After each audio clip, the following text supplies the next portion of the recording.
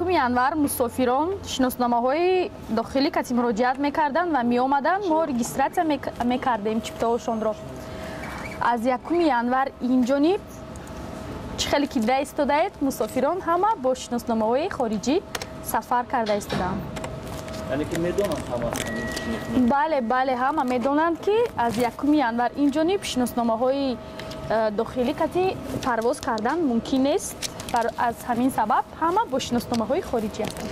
аз сабабе ки зимистон аст, сезон нест, сезон мешаванд, неста мавсим нест, мусофиро хеле кам аст. дар намин рейси 802 дар мавсимҳои тобистон то 200 мусофир буд, ҳозир 40-50 мусофирро мо ба қайд гирифта истодаем. ин рейс кадом тараф меравад? Москва, Внуково.